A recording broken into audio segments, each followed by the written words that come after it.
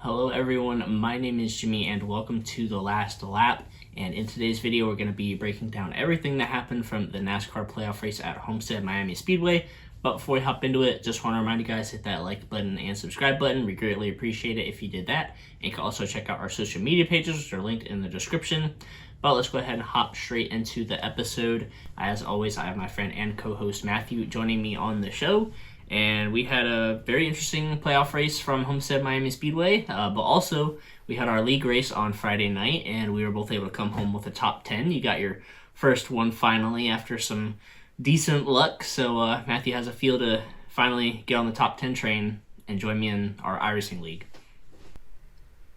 Well, that was a long night there of dealing with a tight truck and just trying not to lose a bunch of spots. But yeah, that was fun.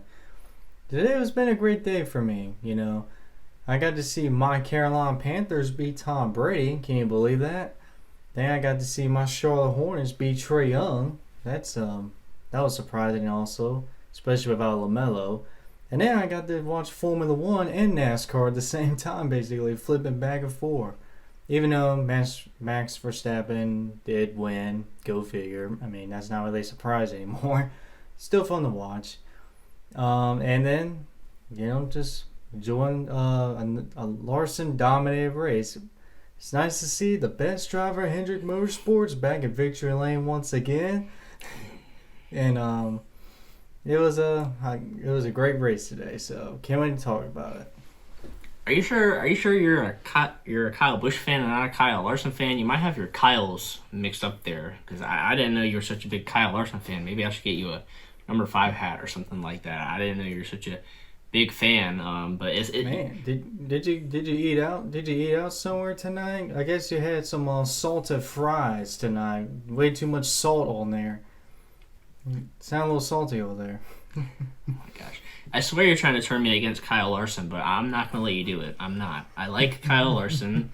I was happy when he won the championship last year, even though Chase Elliott was in that race with him. So you're not going to turn me against Kyle Larson. I like Kyle Larson. But we're going to quickly talk about the race recap. So Kyle Larson and William Byron, they were pretty much the class of the field for most of the race. Denny Hamlin and Ross Chastain, they went at it really quick in stage 1. Ross Chastain slid up in front of Denny Hamlin on the front stretch, and Denny Hamlin gave him a pretty big bump going down the front stretch. And then, unfortunately, John Hunter Nemechek, he spun off of turn 2, and he qualified 4th, I think, and he was running in the top 5, maybe top 10 at the time he spun. So, tough ending to his day. I mean, he was still able to run, but he finished, in the 30s. So, tough way to start his day. He had a really good car, spun out early, pretty much took his chances away from having a good run. Tyler Reddick, he had a slow pit stop in stage 2. He was up there in the top 5 up until that point. He never got that track position back, and then he brought out the caution late in the race. Playoff driver Chase Briscoe, he got loose in turn 1, overcorrected, and hit the wall with 5 laps remaining in stage 2, and that would end his day. He is definitely in a must-win situation now, so very unfortunate for that.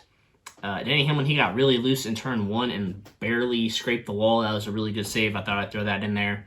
And in stage 3, it looked like most teams were going to try to do a 2-stop strategy to finish out the race.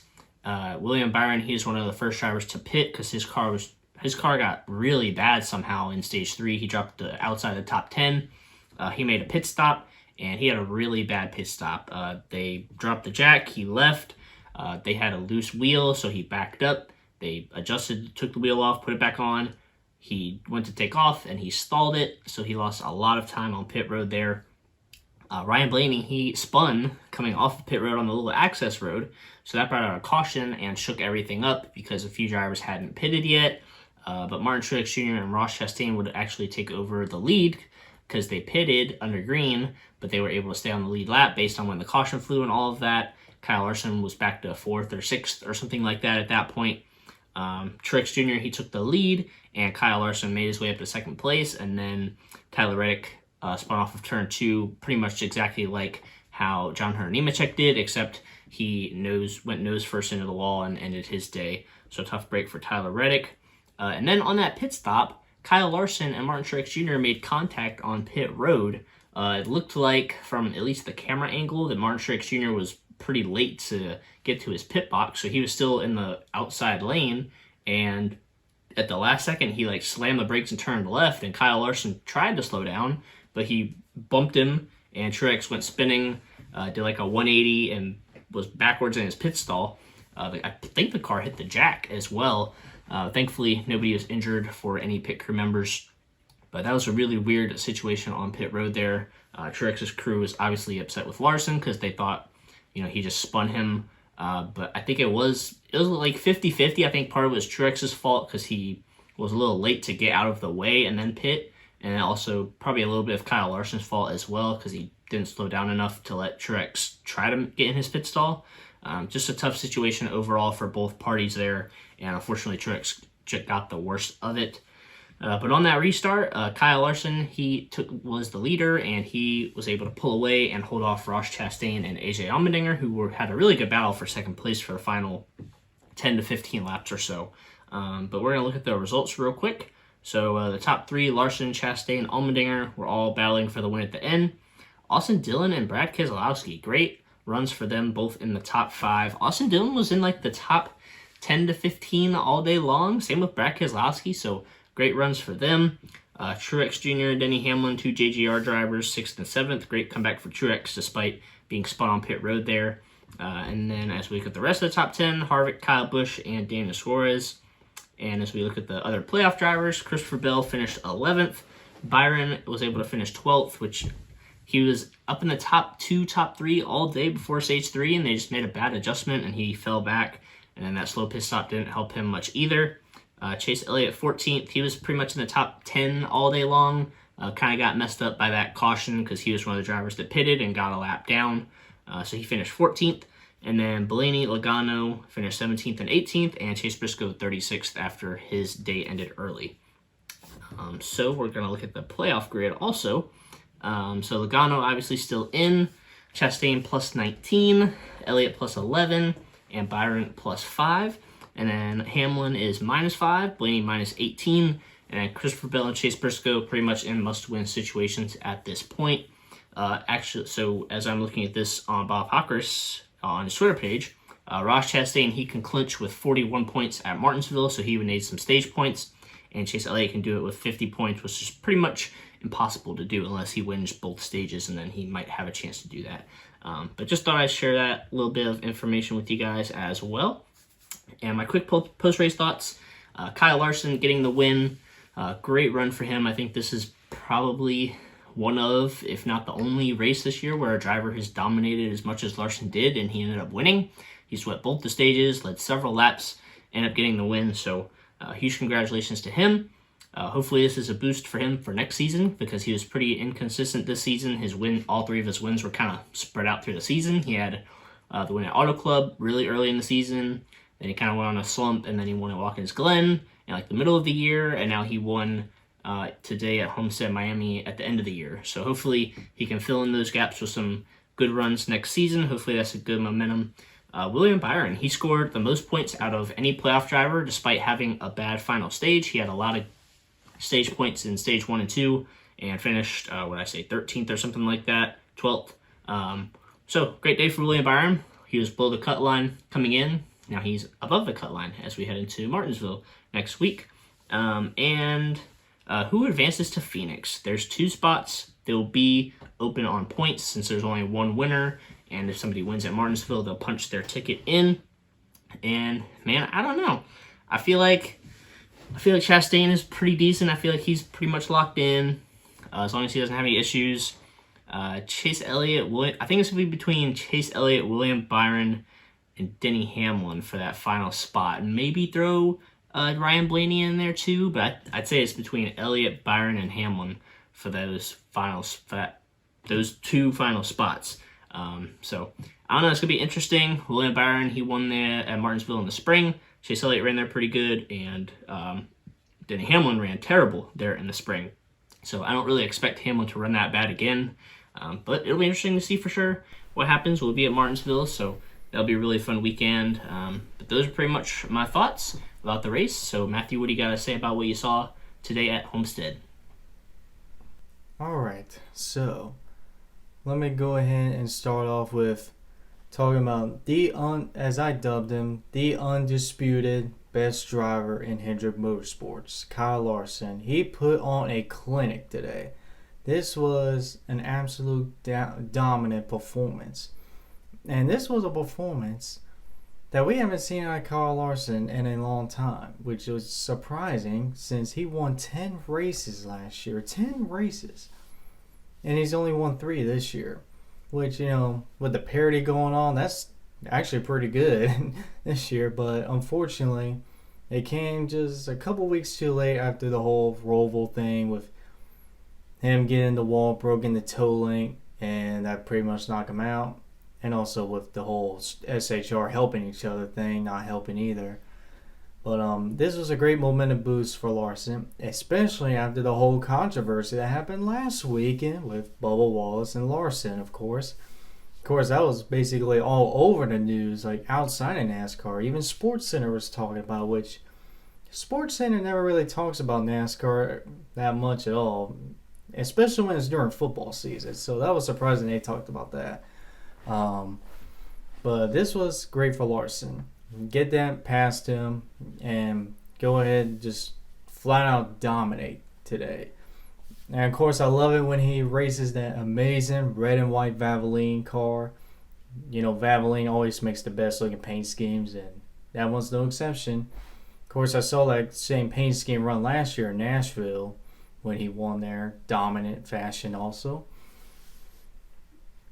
So this was a great performance by Larson today. So other than that, this was a very solid race. It wasn't spectacular or anything, but it was solid, I'll say. Of course, multiple grooves, especially the very, very, very high lane, which it's so tricky to master. I just don't know how these drivers do it. Getting just this much, close to the wall. I don't know how they do that, but that takes all the talent right there. And of course, Kyle Larson was able to do that the whole race. But another guy that was running up front for a little bit was Martin Truex Jr. And then the whole pit road thing happened. Look, this was not on Larson. This was absolutely 100% on Martin Truex Jr. And from what I can see, when he's been talking, what he said, the sun was so bright he couldn't even see. Especially with how the windshield, there's no windshield wiper, there's no windshield wiper fluid, just to clean your windshield. You're basically have a windshield tear off, and you gotta go through pit road with that dirty windshield tear off, and he probably couldn't see anything until his pit stall the last second. That wasn't on Larson. Truex absolutely was going to miss his pit box if he didn't get into him, but that was on Truex. It's quite unfortunate. I thought he was going to be the 20th winner there for a second, but he messed up on that, so quite unfortunate, but, he was able to rally back up to a top 10, which was very impressive since this race, you could pass, but I feel like compared to the other mile and a half, this race was really hard to pass. Track position was really key this race compared to the other mile and a half. We saw people like Tyler Reddick, who was running up in the top 5, and then they have a bad pit stop, and they're basically in 20th the rest of the day until they crash. Or Chase Elliott, he was up in the top 10 most of the day, and then the whole Blaney thing happened, and he couldn't get back to the top 10 at all after that. So track position was really key this race compared to the other mile and a half this year. And speaking of Blaney, that was, of all the self spins I've seen this year, this was the weirdest self spin of the year. This takes the top right here. Apparently he missed a shift, and he missed a bag, because it was like he was going straight next to poof, like straight 90-degree angle after that. That was like weird to see, but that was the right call by NASCAR. There might be a question with that call, but that was the right call because he looked like he was going back up the track. So that was a good call there, in my opinion. As looking to the other playoff drivers, Ross Chastain looked once again very spectacular. Maybe not the race-winning car, but he was up in the top five a lot today. And that team is peaking at the right time because there was a period during the middle of summer that they were starting to lose that fire that they had at the beginning of the season. It looks like they're getting that back, and Ross Chastain's looking good for the championship four as of now. No one's safe going to Martinsville, by the way. Just Logano is safe. Let's see. One guy that really gets on my nerves right now is William Byron and his team. Basically, I feel like they have a car every weekend that they can compete for a win. I mean, they're up in the top 5, top 10 a lot the first half of the race. And then after the second stage, I don't know if the pit crew does something or, they make an adjustment, making all these adjustments or something. But that car always goes downward south every third stage, and they don't get the result that they deserve. It's really, it's really driving me crazy because I know they have a team that can get in the championship four.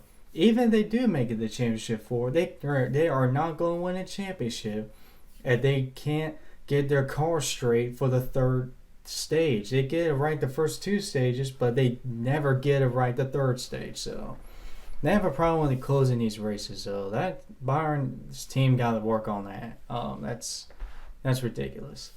Christopher Bell was absolutely disappointing to me today, especially when he started the front row. I thought, man, he might be able to gain on those points back that he lost that were basically nothing of his doing last weekend. But then he fell like a cliff and we never heard from him again. So that was very disappointing. Now he's a must-win now. So it's not looking too good for Bell there. But we saw the Roval. He was able to be clutch. Will he do again next weekend? We'll just have to see. So, well, besides that, nothing. I mean, I don't have a lot to say for once. We don't have a lot of controversies this race, thank goodness. Maybe the Larson pit road thing, but that wasn't really a big deal. That was all insurance. So, anyway, congratulations to Kyle Larson, Homestead, Miami. My favorite mile and a half. I just love Homestead, Miami. And I'm looking forward to Martinsville, which we will be there for that race. Hopefully we're not freezing our butts off this time. And hopefully we get a good race, which I'm not feeling too confident about. I mean, the only way they're going to make that race a good race is either last minute NASCAR says, hey, up the horsepower, or B, Goodyear actually slips back and blows a tire every 25 laps. So yeah, it's gonna be a questionable weekend. Which those playoff guys, they put all their marbles in the bag for all their chips on the table for next weekend. Which, I mean, that was their shot to win was this weekend because Martinsville is just such an unknown. We don't know if this is gonna be a hard track position race or just a crazy race fest because it's shown that you can't pass on short tracks with these cars. You might as well just use the bumper every lap. So really, very hard every lap. So yeah, it's gonna be interesting next weekend.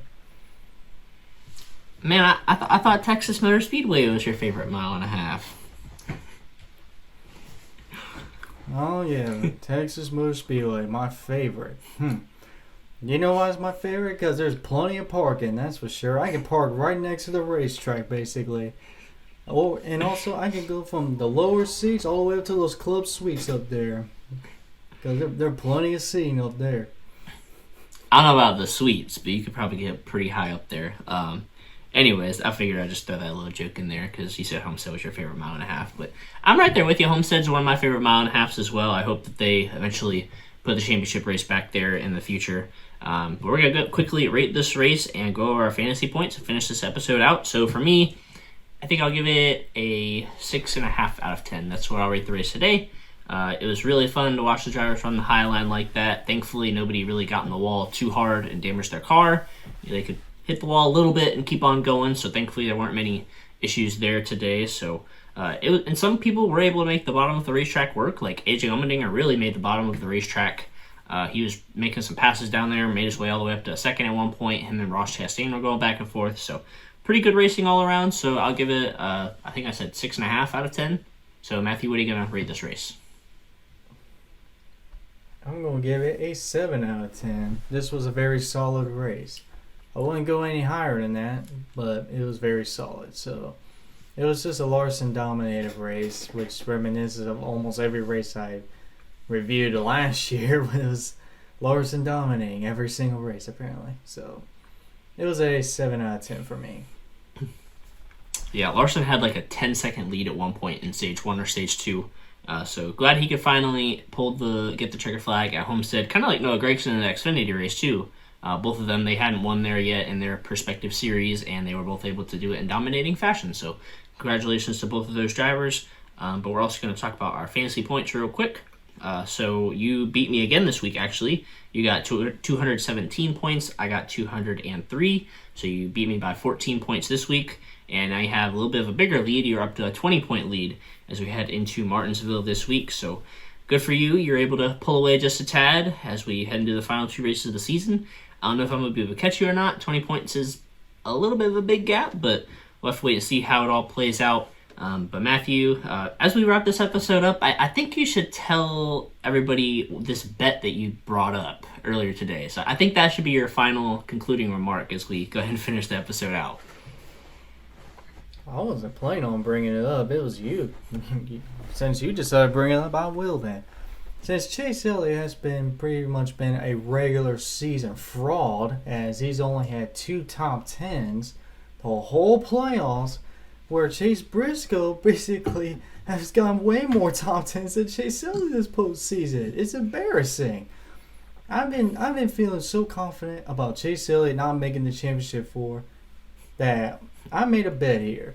If he actually gets lucky and gets in the championship 4 somehow, or stays where he's at right now, I will wear Chase Elliott gear the whole week of Phoenix, the Phoenix Championship. I'll wear it for the Martinsville review, and I will wear it for the Phoenix preview video. So, and I feel confident about it because let's see how these last 2 races are going this round. Let's see. He came in the. Let's see. 31 point. It came into Vegas 30-some points to the good. Left there with 17 points. Then he came to Homestead, Miami. 17 points to the good. Okay, not bad. Now 11. It's dropping like a rock every race. So I'm not feeling confident about it. He just doesn't. He's not the same Elliott as the regular season. So that's why I'm making this bet. I'm feel confident about it. If I'm wrong, then I'll embarrass myself for a whole week wearing that trash on me. So it's on. I'm going to have to bring some extra Chase Elliott gear with me to Martinsville just in case he's able to get in the Championship 4. So it's a win-win for me if he makes it to the Championship 4. If he doesn't make it, then, oh well, I'll be upset and move on. But it's a win-win for me. It's a win-win or a lose. Win-win or lose. That's about it. But anyways, that's going to wrap it up for this video. We hope you guys enjoyed it. Let us know your thoughts about the race down in the comment section below. Make sure you guys stay tuned to our social media channels for updates throughout the week. But until next time, we will see you guys in the next video.